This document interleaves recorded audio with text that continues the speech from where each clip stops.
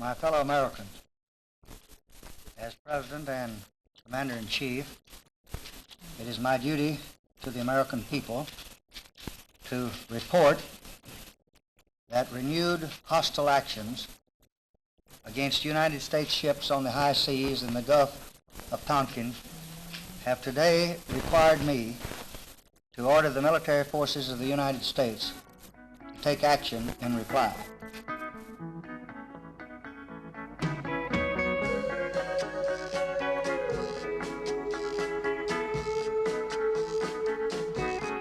The destroyers and supporting aircraft acted at once on the orders I gave after the initial act of aggression.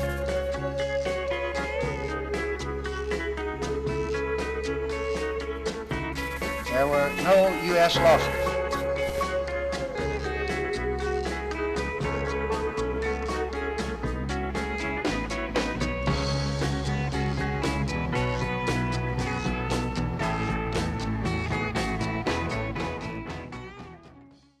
When it came to light how much lying our leadership did about Vietnam, I found that to be offensive.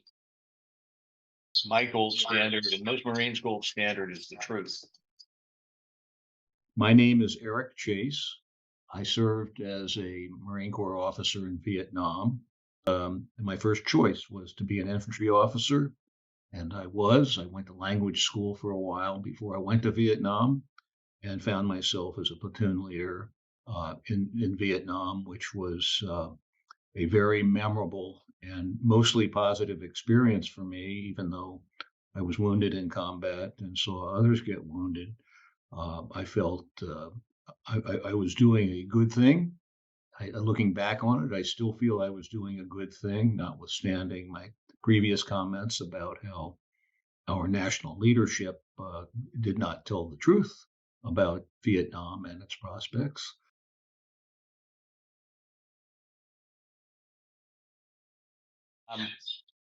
I started that during college. I was in a Marine Corps program called Platoon Leaders Class. So during the summer between sophomore and junior years, and then one other summer, I went to Quantico to OCS, so that when I graduated from Princeton in 1968, I got my commission at the same time, became a second lieutenant, and then shortly thereafter went on active duty for over 3 years, which included my Vietnam time and other service as well. That's called Officers Candidate School, and in the Marine Corps, it's centered in Quantico, Virginia. So you go down there. In my case, I did it during summer breaks in college, but if you go to OCS after you graduate, that's where you go to. It's the one place where they train their officers to be in the Marine Corps and weed out the ones who aren't going to make it, and those who do make it go on to get their commissions.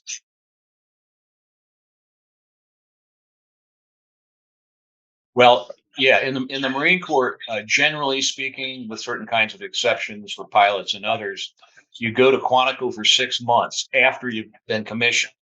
And you go to a school essentially for second lieutenants in Quantico for 6 months, which I did. And then after that, I was assigned to go to language schools for 8 months, which I did in Monterey, California, at the Defense Language Institute for Vietnamese. So I spent many months learning the language before I went to Vietnam.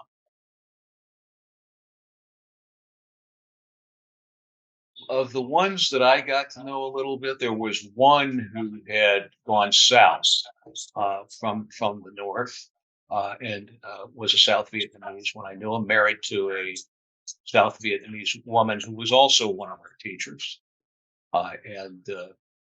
Yeah, they're very, very, very fine people. And the ones that I got to know at Monterey were generally bilingual. In other words, they were pretty good English speakers as well as being native Vietnamese speakers. Well, he didn't get into that kind of philosophical discussion, but obviously he did. I mean, he fled the North which was a totalitarian place, and the South was a much freer, Democrat-oriented place at that time. It wasn't so after we were gone and the other side took over. These were people who wanted to be free, just like we do. And a lot of people went south from the North at the time of the division. The North was a tough place. The South yearned to be free. Well, before the war, I had no impression at all. I knew nothing about Vietnam. But as we became more involved, and I was in school, I got to read about it a little bit, and it sounded like it's a very tough history. And I learned a lot about that when I was going to the Defense Language Institute in Monterey for 8 months. All of our instructors were Vietnamese, so I got to know those people. They were wonderful. And as part of our coursework, mostly in Vietnamese, they would talk about Vietnamese history and their many troubles over time with China. That was obviously the big guy in the neighborhood, and goes back a long way. And at that time, at least, they had no love lost for each other. It was going on all that time, so I had no mistaken thoughts about doing anything else. I was going in the Marines, and a heavy percentage of Marines do what I did. I became an infantry officer. I went to Vietnam as an infantry officer, and there I was. I did. My dad was a World War II Marine. So when I grew up, I had his example. He never tried to persuade me of anything. I just went ahead and did it myself, but I had his example. Well, it didn't take long. I arrived in Vietnam, and I was assigned to go to the First Marine Division. Went there. They assigned me to a regiment, and then to a battalion, and then to a company which was a company, Lima Company, which was in the 3rd Battalion, 7th Marines, 1st Marine Division. So as you go down that ladder, I eventually ended up with Lima Company as a platoon commander, an infantry platoon commander, which is what I was in my time in Vietnam.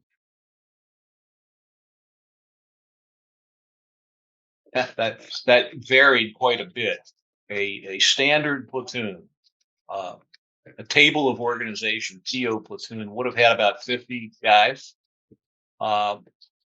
We had in one platoon, we sometimes had 15 or 20. So in essence, I took 2 platoons, and the total of the 2 platoons which I commanded were probably 30 or 35 Marines. Table of organization calls for many more, but by sickness, injury, wounding, it was depleted. And I didn't last that long. I was only in Vietnam roughly about 3 months, give or take, before I got wounded and medevaced out of the country. I spent 6 weeks in the hospital in Japan, and they didn't send me home then. They sent me to Okinawa. I tried to get back to Vietnam, but the commanding general I spoke to about it looked it up, and he couldn't send me because there was an administrative rule saying if you'd been wounded in combat, hospitalized for more than 30 days, you could not go back. So I spent the rest of my tour in Okinawa.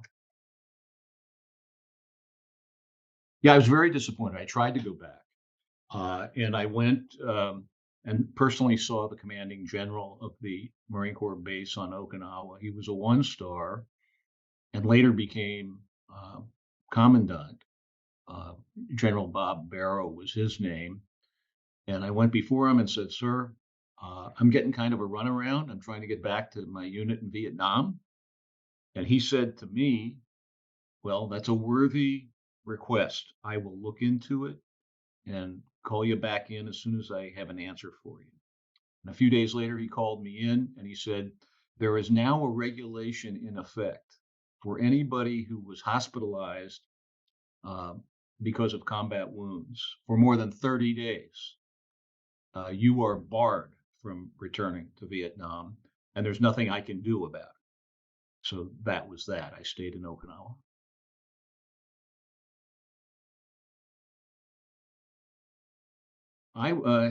Interesting. I was in a battalion called a maintenance battalion, which had nothing to do with infantry or anything. I was the one officer with an infantry MOS assigned to this battalion, and I was the training officer for the battalion.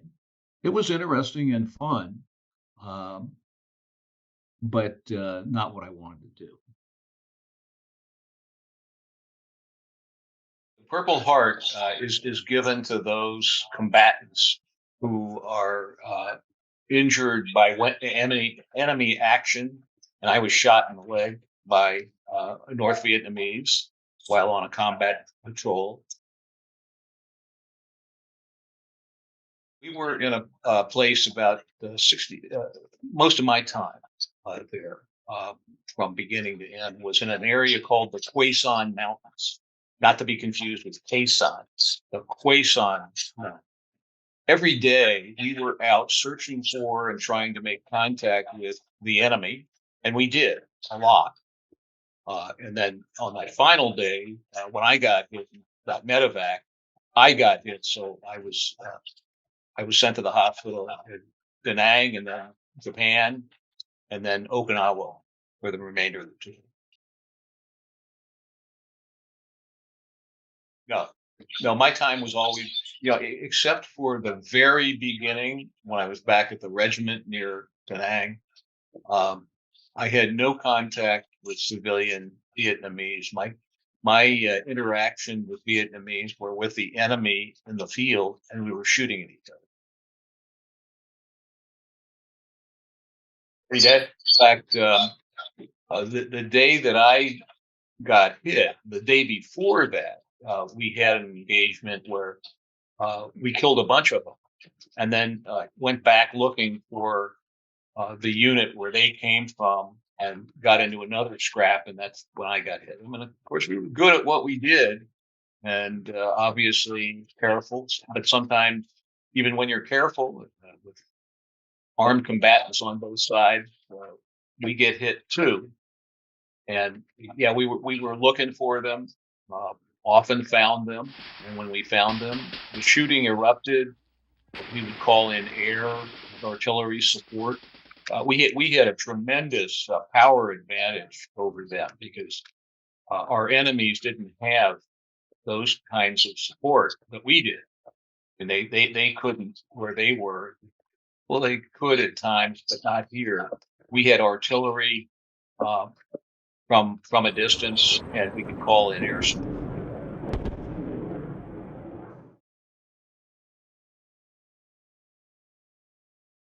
Sure. Doesn't take long to tell because everything happened quickly. But the day before I was wounded, when I look back, that day was January the 4th, 1970. On the 3rd, I led my platoon in an ambush where we shot up a bunch of the enemy and went back into the same area the following day, the 4th. And early on in that movement toward where we had been, the enemy opened up on me. They were targeting me, so I had a lot of rounds hitting around me, and one of them hit me in the leg. I guess the feeling I had was more one of excitement than fear. And I think you'd find that common among people who have been in combat. You're trained for it. Of course, I had been there for a while already and faced it before. So it was somebody doing a professional job, well trained for it as a Marine.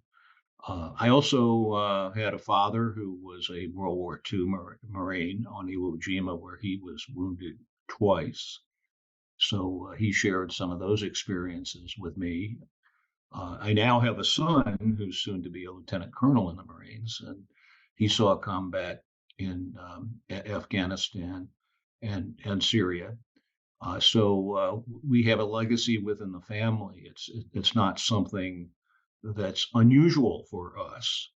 And I still have a lot of friends from the Marine Corps to this day, and we have a lot in common in that regard, I think.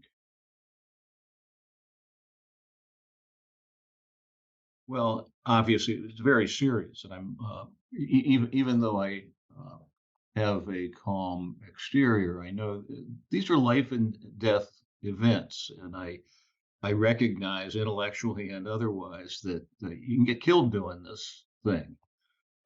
But I remember it very well, and looking back on it, the whole experience was positive. I'm glad I went and did my part and didn't try to get out of it. In those days, there still was a draft. So whereas the Princetonians of today, almost none of them go into the military. I think about half my class of 1968 at Princeton, did some form of military service.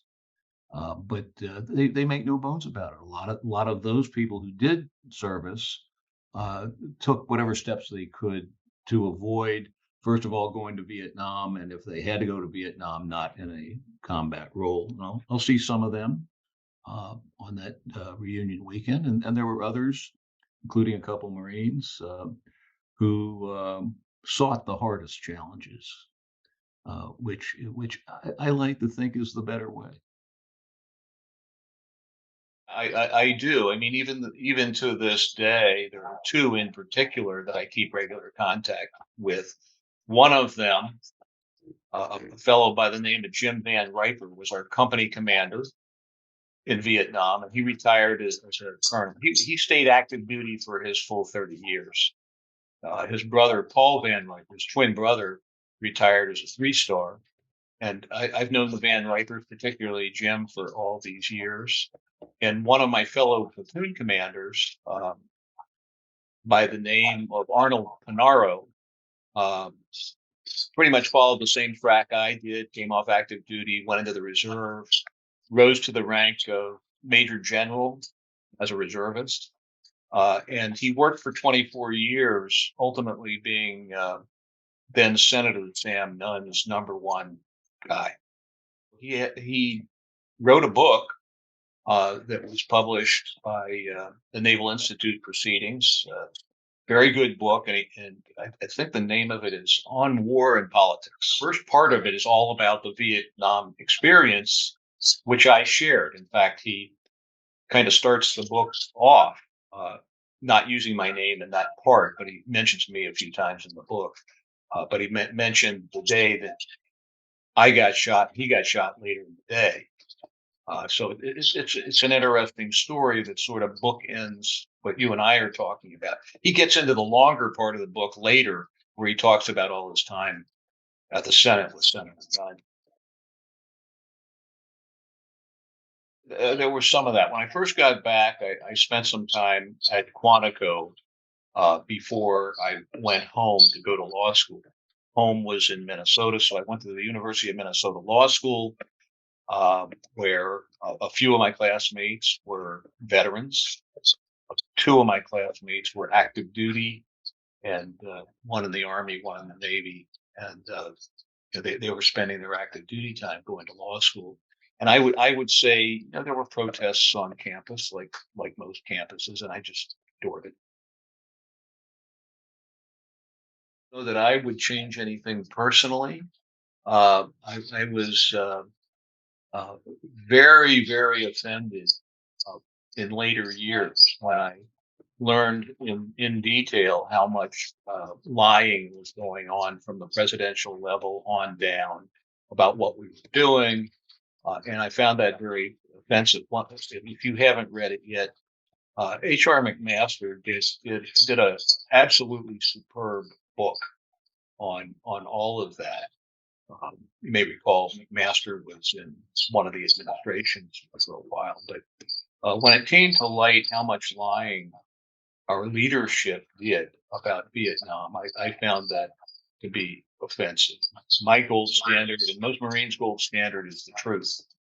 And leaders who lie to you for political reasons don't have my respect.